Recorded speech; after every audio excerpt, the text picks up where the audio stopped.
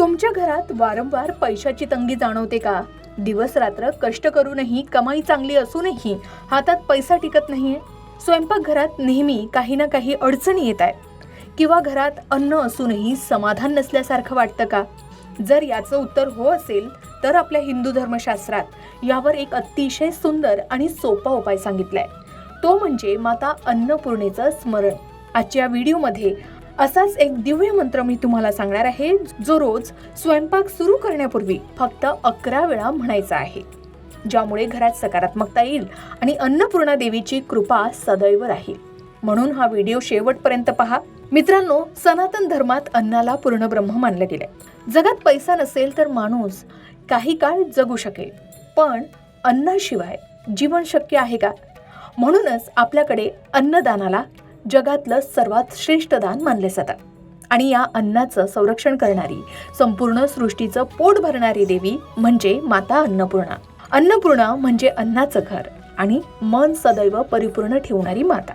काशीमध्ये माता अन्नपूर्णेचं अत्यंत पवित्र आणि प्रसिद्ध मंदिर आहे. अशी श्रद्धा आहे की खुद भगवान शिव सुद्धा माता अन्नपूर्णेकडून भिक्षा स्वीकारण्यासाठी आले होते.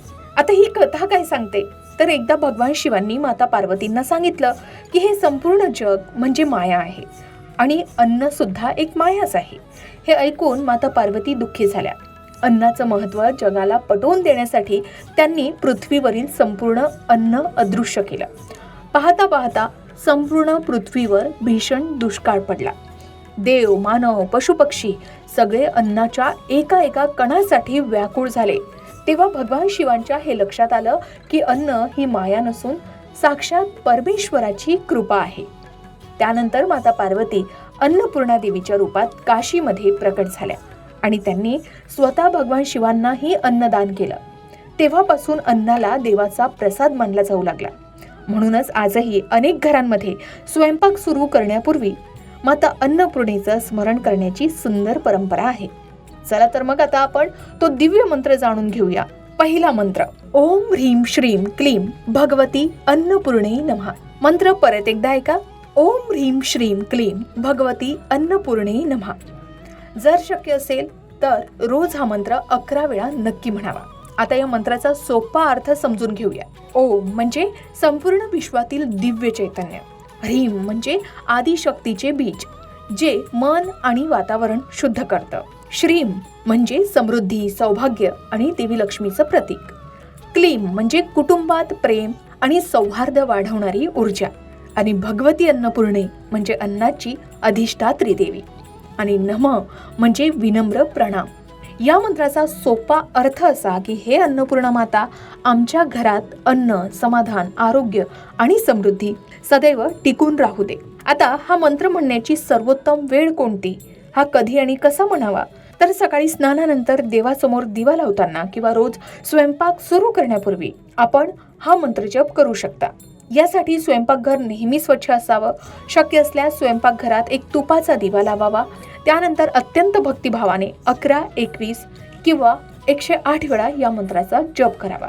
आता श्रद्धेनं हा मंत्र जप केल्यास तुम्हाला तुमच्या आयुष्यात अनेक सकारात्मक बदल नक्कीच जाणवतील, कारण असे बऱ्याच जणांचे अनुभव असल्याचं सांगितलं जातं. हा मंत्र अन्नाबद्दल आदर आणि कृतज्ञतेची भावना वाढवतो. घरातील नकारात्मकता दूर होऊन सात्विक वातावरण तयार होतं. स्वयंपाक करताना मन शांत आणि प्रसन्नही राहतं. अन्नाची नासाडी करण्याची प्रवृत्ती सुद्धा कमी होते. आणि सर्वात महत्त्वाचं म्हणजे कुटुंबातील सदस्यांमध्ये प्रेम वाढतं. मंत्र जपासोबतच रोजच्या आयुष्यात काही छोट्या पण महत्त्वाच्या गोष्टीही आवर्जून करा. स्वयंपाक करताना मनात राग, चिडचिड किंवा नकारात्मक विचार ठेवू नका. पहिली पोळी नेहमी गायीसाठी काढा. थोडे अन्न पक्षासाठी ठेवा आणि शक्य तेव्हा गरजू लोकांना अन्नदान करा.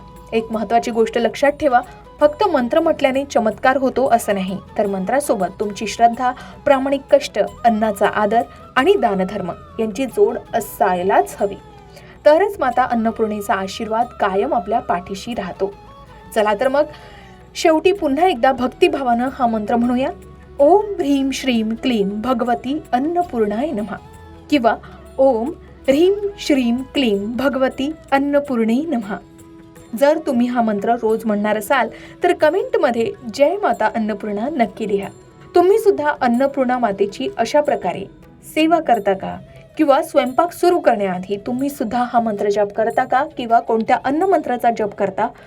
यामुळे तुम्हाला कोणते अनुभव आलेत हेही कमेंट करून नक्की शेअर करा. आणि हा व्हिडिओ तुमच्या गोड कुटुंबासोबत आणि मित्रांसोबत नक्की शेअर करा, जेणेकरून हा पवित्र मंत्र घराघरात पोहोचेल.